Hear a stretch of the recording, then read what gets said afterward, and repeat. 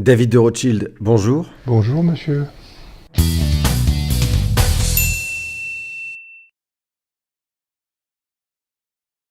L'engagement, c'est un mot qui couvre beaucoup de choses. Alors, ici, on est dans un contexte où on ne peut pas, je dirais, dire tout ce que l'engagement représente si on a un champ très vaste. Mais comme on est en Israël et que ma famille, je dirais, s'est engagée spontanément bien avant que ce ne soit un État, euh, je me sens d'abord fier d'être invité à une manifestation de ce genre quand je pense à ce que mes ancêtres ont fait. Tellement plus qu'aucun de nous de cette génération ne pourrait faire en Israël, parce que heureusement, Israël n'a pas attendu l'arrivée d'une famille pour devenir un pays exceptionnel. Mais c'est tout de même avec ça en tête que j'essaierai de comprendre, ou de dire plutôt à celles et ceux qui vont écouter, qu'est-ce que représente l'engagement, c'est-à-dire disons, une attitude qui porte l'intérêt aux autres plus que sur soi-même. Est-ce que c'est un besoin viscéral? C'est quelque chose de profondément gratifiant. Gratifiant, mais il faudrait être très franc quand on dit ça. S'engager à faire des choses pour les autres, c'est gratifiant parce qu'on se dit que certaines de ces choses sont peut-être positives et apportent du bien à ceux qui les reçoivent, mais on est aussi très content d'avoir fait plaisir, d'avoir des gens qui vous remercient, d'avoir des gens qui sont sensibles à ça, parce que le moteur d'un être humain, vous savez, c'est toujours quelque chose qui doit faire avancer, et on ne peut pas penser que nous sommes à ce point sains et vertueux pour n'aimer que faire plaisir aux autres, comme si nous n'existions pas nous-mêmes. Ça n'est pas qu'une affaire d'argent. Je pense d'ailleurs que c'est une mauvaise approche, parce que vous avez des gens qui ont fait beaucoup et qui n'ont pas des milliards. Et donc si le critère est l'argent, je pense qu'on gâche beaucoup l'engagement. On est très heureux que des gens très riches fassent des choses pour permettre à la science, à la santé de se développer, mais je crois que ce serait une réduction et une erreur de considérer que ce n'est que l'argent qui est le moteur. Ben, l'engagement de ma vie, je vais vous dire quelque chose qui va vous surprendre, c'est le bonheur des autres, mais aussi le mien. Et vous avez réussi? Écoutez, je vous dirai ça à la veille de partir. Comme j'espère encore quelques années devant moi, je ne vous dirai pas si j'ai réussi. Mais en tout cas, j'ai connu beaucoup de moments de bonheur, ça c'est sûr, et je pense avoir fait un peu de bien autour de moi.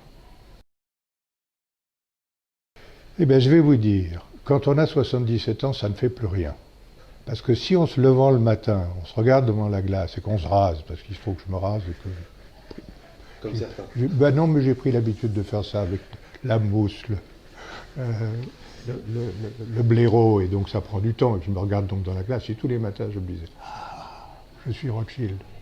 J'aurais d'abord raté ma vie, probablement, parce que j'aurais été vaniteux et narcissique. Et donc, objectivement, je ne dis pas qu'on ne peut pas respecter le nom ou respecter l'histoire, ou considérer que certains membres de la famille, ou d'autres, ou beaucoup même, ont fait des choses bonnes pour les autres. Et se réveiller le matin en se disant « je suis Rothschild », ça me paraît être absolument la négation totale. Et la chance a voulu que je ne sois pas tombé dans ce piège. Écoutez, on m'en a parlé probablement d'ailleurs assez tard, je dirais comme jeune adolescent plutôt que comme enfant. Et je vais vous dire,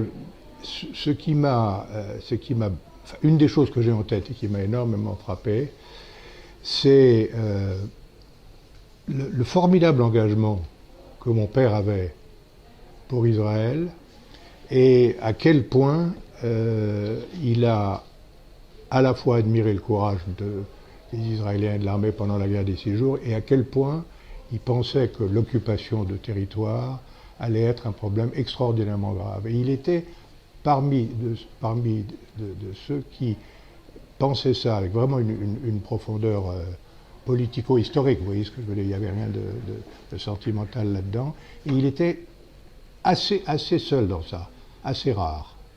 Et malgré tout, il y avait du vrai dans ce qu'il disait. Oui, on peut le remarquer aujourd'hui, effectivement. Et ça m'a beaucoup frappé.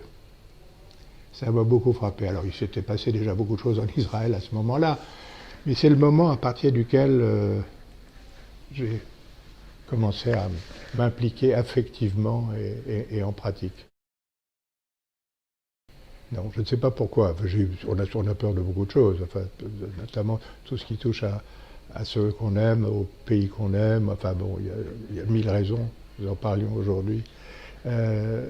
Avec Claude, il y a beaucoup de raisons d'avoir peur et beaucoup de drames qui peuvent se produire. Mais je ne sais pas, il y a quelque chose de si fort, de si construit, de si solidaire, de si puissant dans Israël que c'est un pays à part, c'est autre chose. C'est comparable à rien.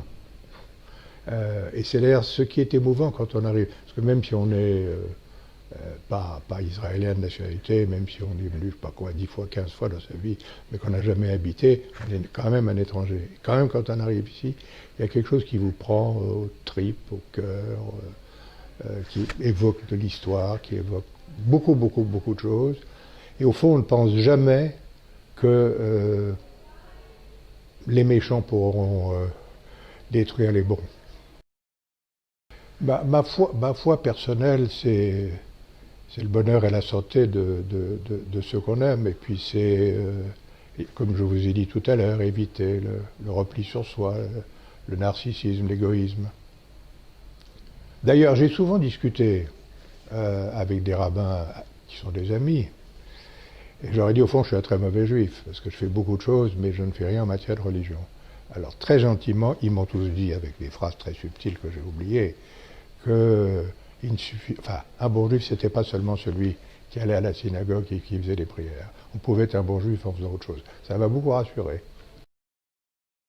Le juif de France, les juifs de France, ou une famille juive de France, qui décide de vivre en Israël, parce que c'est l'engagement qui leur plaît le plus, parce que ils y voient un avenir plus porteur, parce que ils ont déjà des enfants ou des petits-enfants qui sont là. C'est juste formidable.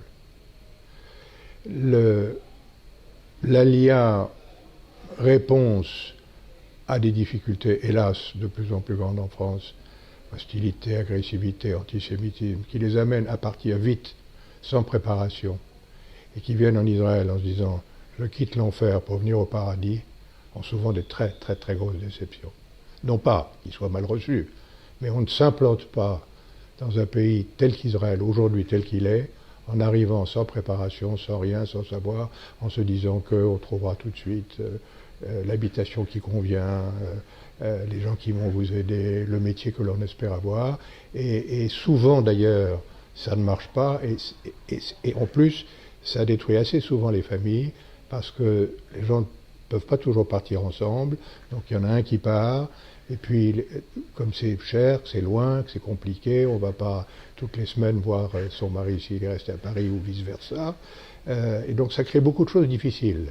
Par conséquent, une alia heureuse, c'est formidable, même s'il y a moins de juifs en France. Il ne faut pas être narcissique sur le nombre de juifs qui habitent dans le pays où on vit. Mais il ne faut pas non plus s'exalter de façon un peu primaire en se disant c'est formidable, ils vont tous en Israël, parce que ça ne rend service à personne. Et je ne crois même pas à Israël. Écoutez, il y en a depuis très longtemps, il y en a encore beaucoup. Du moins, j'espère. C'est une question de fertilité des mamans et d'engagement des papas à faire des enfants. Alors, je me sens en tout cas différemment de tout autre pays où je vais.